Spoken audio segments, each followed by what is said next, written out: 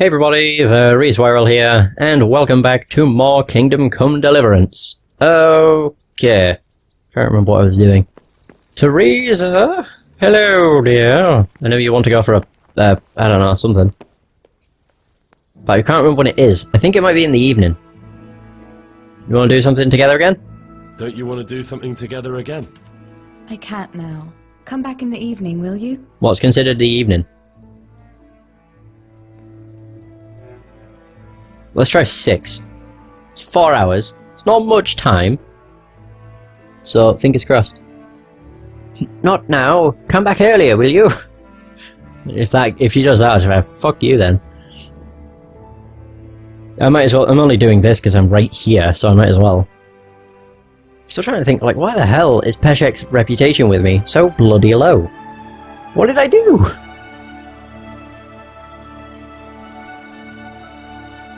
I kind of wish it told you what someone thought of you when you spoke to them, as opposed to having to go to a shop menu to see what, like, you know, what they thought of you.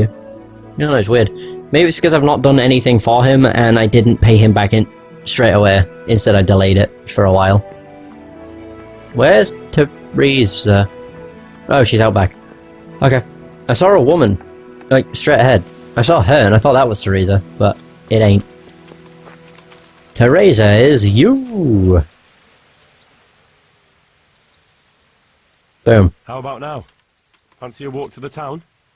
That sounds wonderful. There we go. Perfect. Everyone says the Broken Wheel Tavern is the fun place to be in the evening. I want you to take me there. Have you ever been to a tavern? Me and my father used to stop at the tavern in the glade when he was taking the flour into town, but he never wanted to take me inside.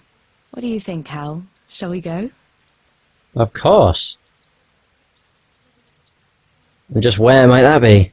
And just where might that be? Just above the upper gate, a little before you reach Ratai. Ratai? You keep saying it differently. Ratai. Ratai. God. Why not? Well, I don't see why not. But you'll have to try some ale while you're there. I will, I promise. Alright. Let's be going then.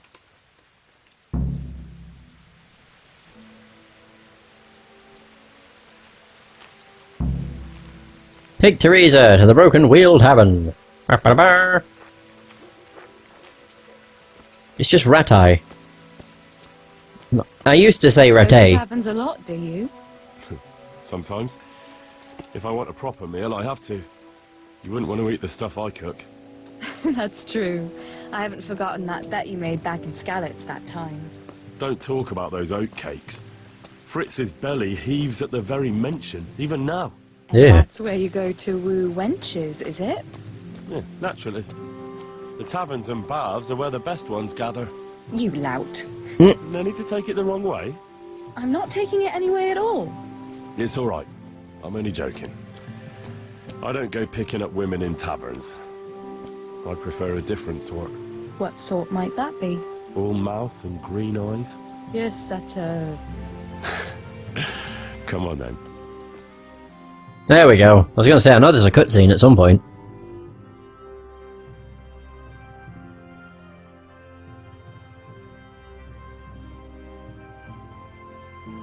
So, here we are. Shall we order something? Yes, definitely. Service? Ah, a pair of lovebirds. What would you like to order?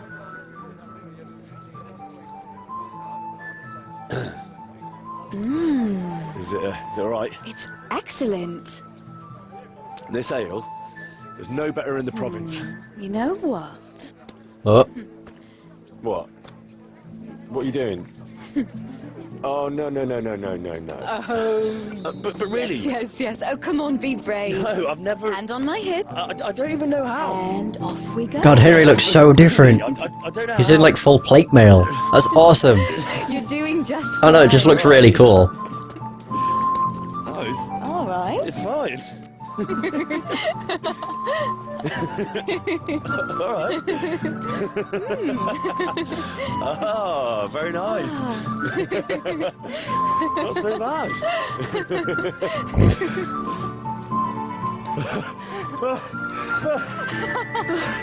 You wore me out. And you said you couldn't dance. Uh-oh. How about a dance with a real man? How about you leave me alone and bother someone else? Oh, come on. It's a crime to waste a body like that on a scrawny boy like him. You got tits like a cow in calf. Oh. That's it. I like a woman to fight before I fuck her. Oh, yay. I get to kick his ass. Sweet. You'll pay for that, boy. Oh, I bet I won't. Dude, I know how to do master strikes. I don't think you can do that with your fists, but still. You ain't even gonna survive. I think I'll just parry him and then kick the shit out of him and I think I'll win. Whoa! Right in my face. Asshole. Wear him down!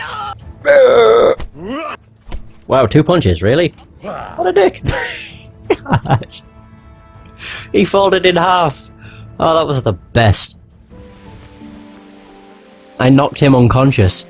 My hero. Does it hurt? I didn't even get hit. Don't worry about the other fella. I'm fine. Ow! Of course you are. That's why you wince every time I touch you. You saw him off, though. He wasn't feeling so playful after you'd finished with him. That tickles. Baby.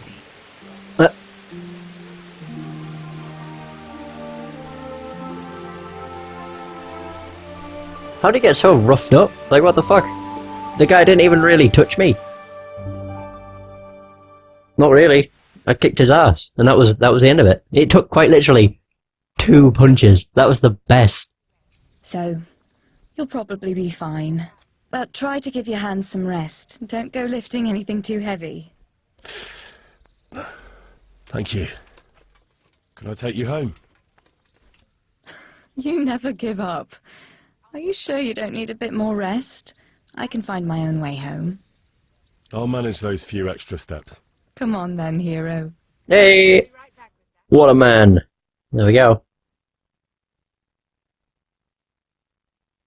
Not wasn't too bad, I suppose.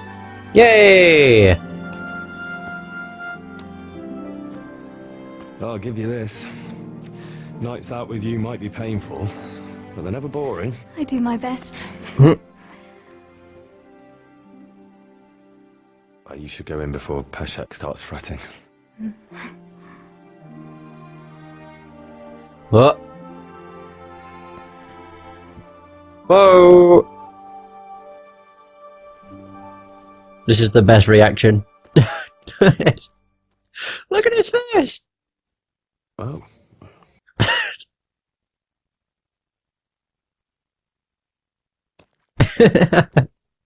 I love that so much. We're just like, oh! And then just kind of looks around gobsmacked like, that just happened. Must ask Teresa out again in a couple of days. I can't see a fucking thing. What time is it? Oh my god, it's 10 AM! 10 AM, 10 PM.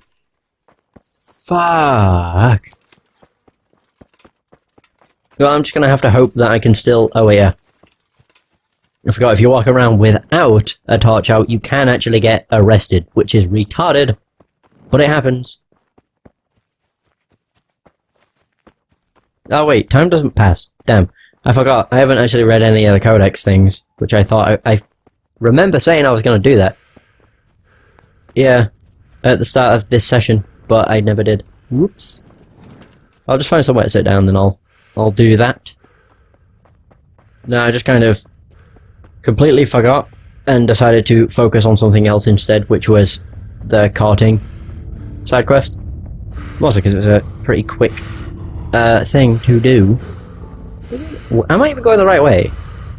To be fair, this is the first time I've been in Red Eye since I had the guard running after me because I stole something. Apparently. I don't know, it was weird. Hello! How do you do? We're all friends here. There is not a seat. That's a bucket. Fuck. Just want somewhere to sit. There we go, perfect. Ta-da! Woo! Right, inventory. Codex. Alright, there we go. Names and surnames. No. God, I've unlocked another fucking amount of them. Let's hope there's no more over this way. Is there? Burger's Burial. That is new, actually. Yeah. So, burial. Records of burials are as old as mankind itself, but Christianity radically changed all the customs around interment and linked death inextricably with religious rituals and blessings. Before one's death, one had to be absolved of sins by confession and penance and receive the last rites. Where there was imminent likelihood of death, e.g. when going off to do battle, extreme unction was given just in case. One's final resting place was also of importance. The best places were deemed to be inside of a church, in the walls or under the floor, followed by closest proximity, hence cemeteries spring up right next to churches, often in the very center of the village. The cemetery, hallowed ground, became an integral part of towns and villages and a regular meeting place for people, where they even traded and closed contracts. There was no sense of bereavement as we know it today. The dead and the living coexisted side by side. Only suicides, criminals, the sick, heretics, executioners, unidentified strangers, and unbaptized children were buried outside the cemetery in unhallowed ground. During the plague epidemics and wars, the customary funerals were done away with, temporarily with a frequent need for mass graves. In later centuries, for reasons of hygiene and contamination of underground water, most of the old cemeteries were abolished, even involving exhumation and reinterring outside of town. It was common for those facing death to make at least an oral will, and also to forfeit some of their assets, if they had any, to the church for facilitating their passage to the next world. Burial of commoners was conducted in simple wooden boxes or sacks, with the deceased being wrapped in a shroud. Funerals of the wealthy and ruling classes were a different matter entirely. These were costly, ostentatious ceremonies, with all attendant pomp and circumstance. Royal funerals were attended by thousands of people. Wealthy families had their final resting places in the church or crypt, marked by tombstones, while the custom of the mausoleum came later. We have camping, which I think I read, carts and wagons, which I did read, chronicles. Since earliest times, it was the task of the educated members of the court or spiritual leaders to take on the writing of chronicles, i.e. literary works describing contemporary events, the lives of their rulers, great battles, and sometimes even everyday life. Records were kept in chronological order, and as well as giving the dates, they provide a wealth of historical information. They are among the best sources of investigating and revisiting the history of the country, famous people, places, buildings, and day-to-day affairs. There are different types of chronicles: world, national, episcopal, monastic, royal, dynastic, provincial, tracking genealogy, urban, biographical, and autobiographical, travel journals, and more. The most important Czech chronicles include those of Kosmas and Dalimil, the Canon of Vysehrad, the writings of the Sasau monk, and the Breslav Chronicle. The chroniclers generally enjoyed the most favourable conditions. Most lived at the courts, had free access to the older written records and courtly life, and plenty of time to devote to writing. Although chronicles are the most valuable historic source, when reading them and extrapolating, their historical ideology subtext has to be borne in mind. Okay. For example, Cosmas wrote his chronicle with unabashed sympathy for the Premyslids, while Dalimil showed great antipathy against the Germans. Both occasionally mix up the fact with myth and legend, e.g. beginning Czech history with the building of the Tower of Babel. Some of the books can be found in the game are a transliteration of chapters from Cosmas and Dalimil, e.g. the accounts of forefather... is that Czech? I don't know. The Maiden's War, etc. Oh, they're actually books. Wait, churches is what I need to read next, unless... is one of these one I didn't have before? No. Okay, so churches. Oh my god, they're so long. Awful. Churches. The church was not just a place of worship, but also an important communication center in medieval society. Its basic layout consisted of the central nave or aisle, sometimes with wide naves, and a sanctuary which included the chancel, This housed the main altar where Mass was served. Most churches were aligned with the chancel at the eastern end. At the main entrance was the baptismal front. Another important element was the pulpit, from which the priest addressed the congregation. By contrast with today, the sermon was separate from the Mass. During the church service, the priest stood with his back to the congregation, and in keeping with the papal instructions, the Mass was said in Latin, which was not generally comprehensible to the congregation. In compensation, the church walls were richly decorated with painted scenes intended to bring the mystery of the liturgy, and especially biblical senses, come alive for the illiterate common people. When not used for religious services, the church premises would serve, for example, for the temporary storage of grain and other goods that were being traded, or as a place of assembly of the citizenry if the need arose to address some important public issue. Clothing and fashion. Clothing. Clothingers and other commoners, above all, had to be comfortable, durable and practical. It had to last for years and be worn in all kinds of weather. It generally consisted of simple shirts and tunics. Men also wore linen knickers down to their knees, and in winter they wore hooded cloaks, fur jackets and caps. Wide-brimmed hats protected their heads from the sun, and footwear was simple. Most items were of natural colours without ornamentation. An exception was festive apparel intended for special celebrations and church holidays. In the towns, clothing held greater significance, reflecting status, wealth and even membership in certain factions, such as tradesmen, soldiers and apprentices.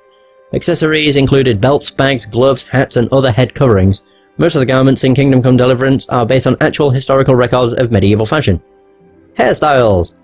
In the 14th and 15th centuries, unwed young women had long hair, which they wore down or in braids. Women in towns adorned their hair with ribbons, pearls, wreaths and vines. Older married women wore pearled nets on their heads, white or coloured veils or hats.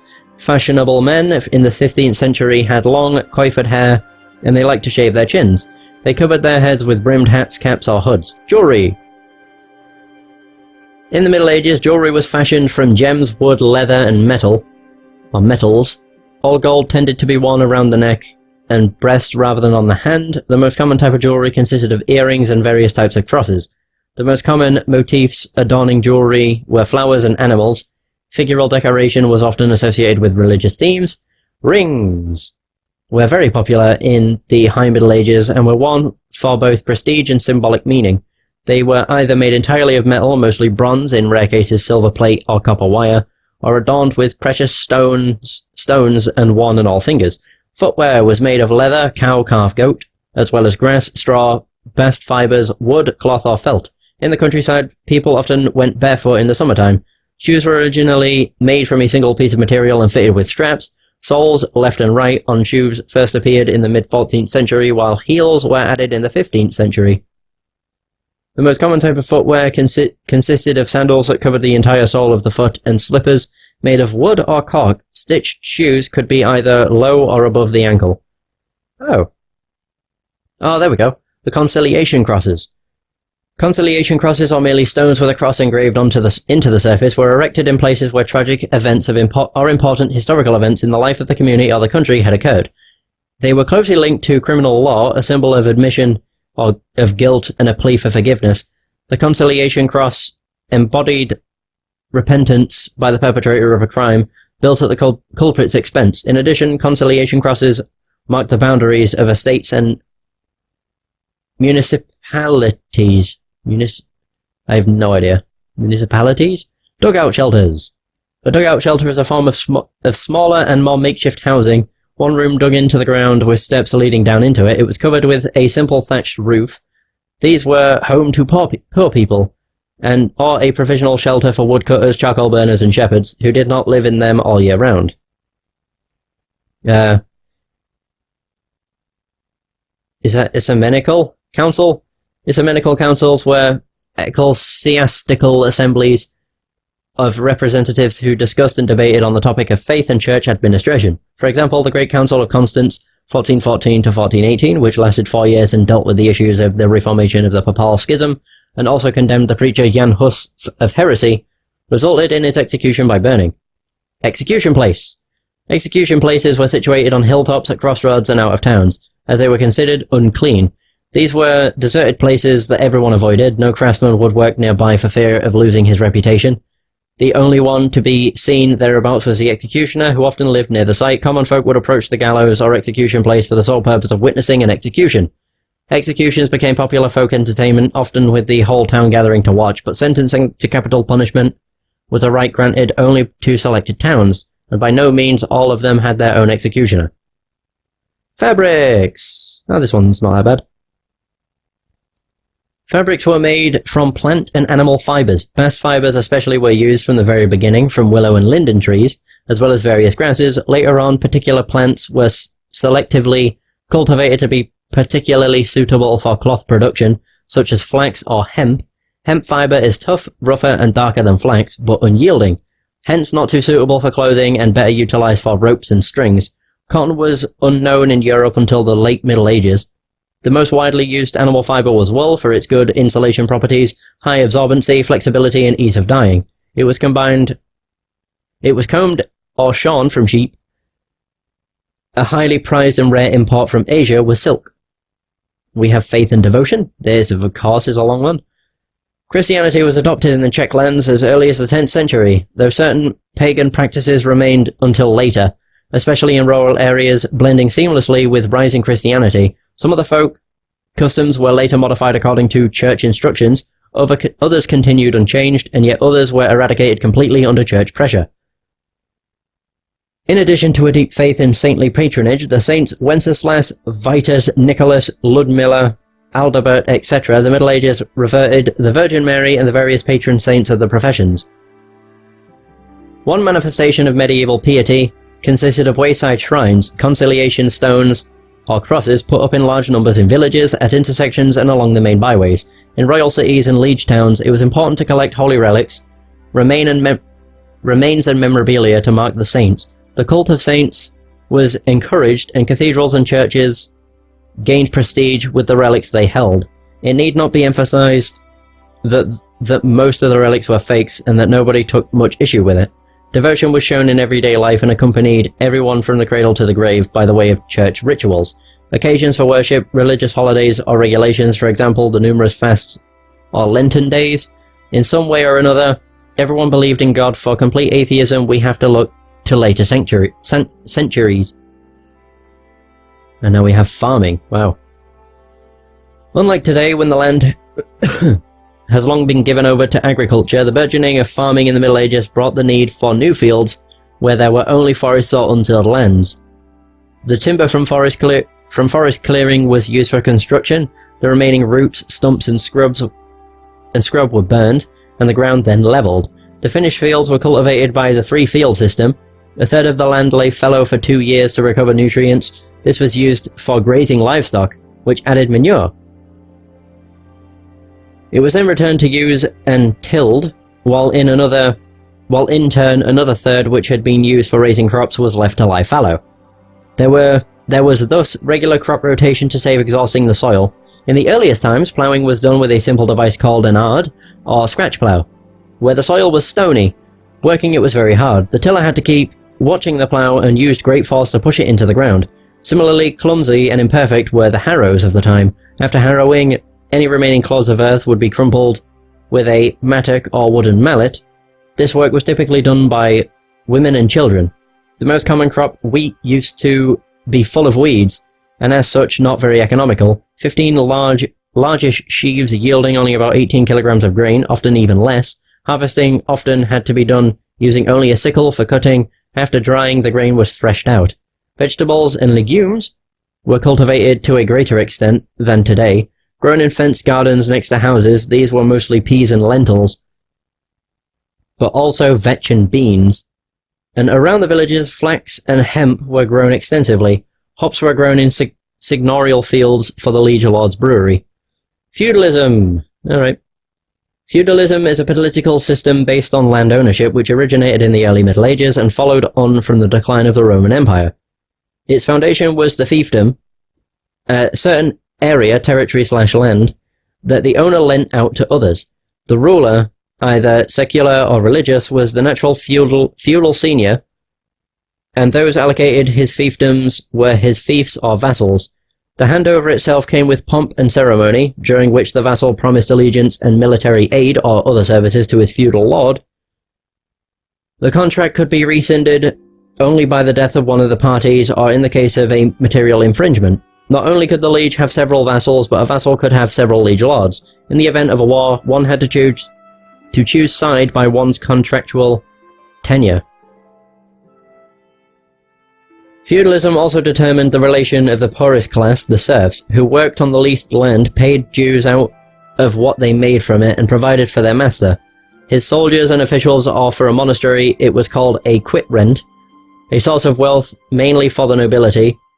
Portions of the land were subleased, so the king's vassal in turn became the liege lord of his own vassals. Wow. I need to cough. I will be back in a sec. Much better. Food!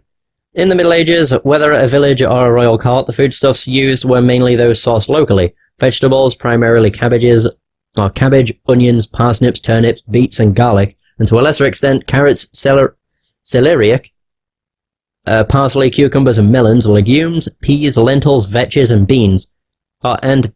Fruit, apples, pears, cherries and plums and berries and nuts, seeds and cereals, eggs. Milk and cheese were available all year round, depending on wealth availability in the season. There was meat, venison, poultry, and fish. And from abroad, spices, fruits, and condiments, including saffron, dates, figs, nutmeg, pepper, sugar, ginger, and cardamom. Food was flavored with oil, vinegar, salt, honey, and herbs. Ooh. Okay. The most popular kinds of food in the 14th and 15th centuries were thick broth soups, purees and sauces for dunking bread in. The bread was rye, with white bread only available at court. During feasts there were fish dishes using herring, for example, roast meats, sausages, minced meat and black pudding. Desserts were made with almonds, marzipan, sweet purees with fruit boiled in milk or with added cream, jams, and preserves, baked, fresh or dried fruits and assorted cakes. In rural areas, gruel and porridge of various kinds accounted for the bulk of the diet. Meat was expensive and hunting in the forest prohibited. All game belonged to the aristocracy, which was mostly compensated for by eating fish. Many ingredients that are common today were unavailable in the Middle Ages, such as potatoes, tomatoes, sweet corn, peppers, and rice, which later made their way to Europe after the discovery of America or as imports from Asia. Wow. Foreigners! Oh, wow, this one's a long one. Since ancient times, a foreigner meant not only anyone who came from outside one's town or village, and was thus a potential enemy, but also any person without legal status. Foreigners were without legal rights until they paid a surety. This matter was handled by courts of law, and there were various regulations setting fees. For running a business or renting a house, foreigners were not allowed to acquire or inherit ownership of them. The Bohemia lands were long open to foreigners, relatively speaking, with lively trading and cultural exchanges. First were the Celts, then Germanic tribes, and then the Slavs, but a large portion of the populace consisted of German-speaking people. The Germans were mainly courtiers, or working entrepreneurs and merchants. Relations with the Germans were neutral at first, cooling off later and ending with an animosity against all things German. Though that was still far removed from the strident nationalism of the 19th century. Worse relations existed between the Czechs and Germans on one side and the Jews on the other. They lived outside of society, which often, having got permission from the king for a handsome price, carried out pogroms against them. Plague and disease in the mid-14th century affected migration, and fewer foreigners came to Bohemia. During the Hussite Wars, most of towns had a majority Czech citizenry. Only the main centers in Moravia remained largely German. Brno,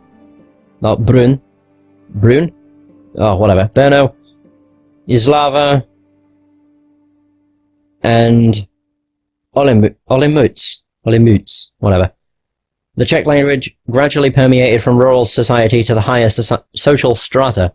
A fundamental change in how language and ethnicity was viewed came with the Hussite Wars, in which most Czech speakers identify with the Hussites, while most Germans supported Sigismund and the Pope. This was exacerbated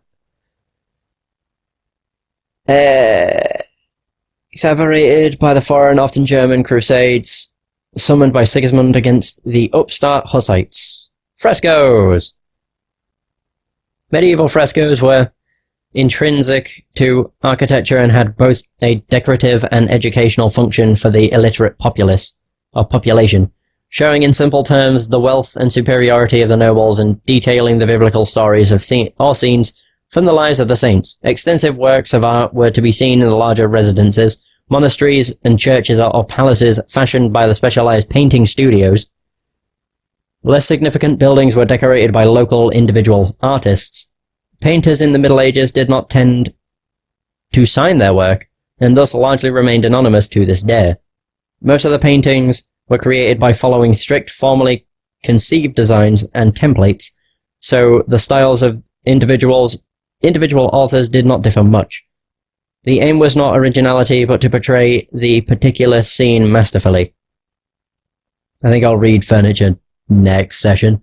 My throat's fucking hurting. How many have I read, though? 1, 2, 3, 4, 5, 6, 7, 8, 9, 10, 11, 12, 13, 14, 15. I read 15. And which one was it? H. Oh, furniture. Furniture. There you go. Oh, boy. Do I have any of these skills? Nope. Alright, cool. I might as well just wait till it's early. While I wait, I'm gonna have a drink because my throat's fucking hurting again.